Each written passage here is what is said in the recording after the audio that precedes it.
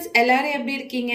இன்னைக்கு என்ன ரெசிபி பண்ண போறோம்னா, பனிவரகு வச்சு நம்ம வந்து இன்னைக்கு பேன் கேக் பண்ண போறோம்.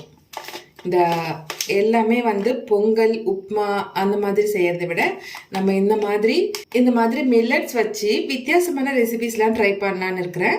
இன்னைக்கு நம்ம பனிவரகு எடுத்திருக்கோம். இந்த பனிவரகு வச்சு நம்ம இன்னைக்கு வந்து பேன் கேக் எப்படி வருதுன்னு பார்க்கலாம்.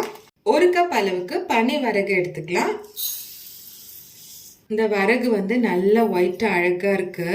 இதை வந்து ஒரு 3 வாட்டி தண்ணி விட்டு நல்லா கழுவி எடுத்துட்டு வந்துடலாம்.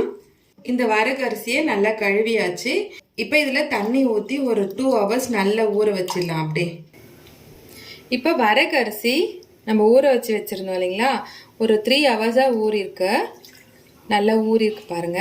இப்போ என்ன பண்ண போறோம்னா, வரகு அரிசியில தண்ணிலாம் இருத்துட்டு வெறும் இந்த அரிசி மட்டும் போட்டு நம்ம பொடி பண்ணிக்கலாம். இப்போ இதை வந்து நல்லா நைஸாக பவுடர் பண்ணிட்டு வந்துடலாம். இதை வந்து எவ்வளோ முடியுமோ நீங்கள் அந்த அளவுக்கு நீங்கள் நைஸாக அரைச்சிக்கோங்க.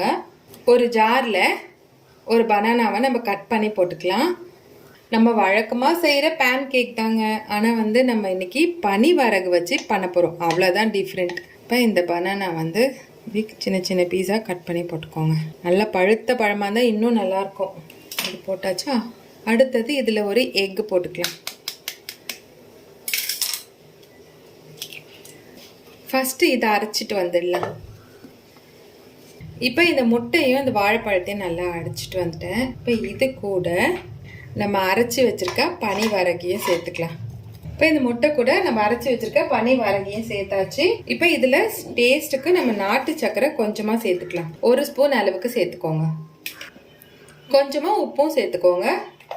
காய்ச்சி ஆற வச்ச பால் வந்து ஒரு 1/2 டம்ளர் அளவுக்கு சேர்த்துருக்கேன். இப்போ இதையும் நல்லா அரைச்சிட்டு வந்துடணும்.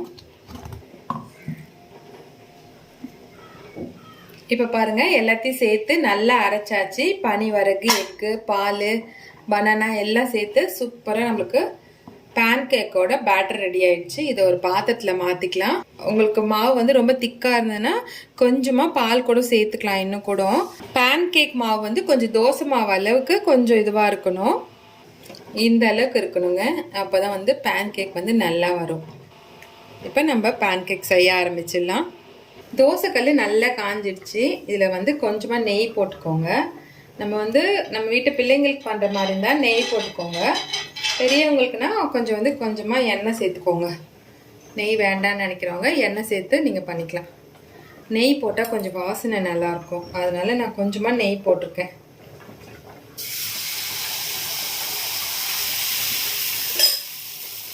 கொஞ்சம் சிம் பண்ணிடுங்க. நல்லா ஊற்றிட்டு அப்படியே நம்ம தோசை மாதிரி தேய்க்கலாம் கூடாது.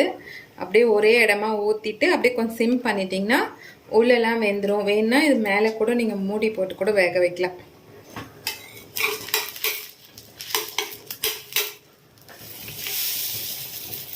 சூப்பராக ரெடி ஆயிருப்பாருங்க நம்மளோட பேன் கேக்.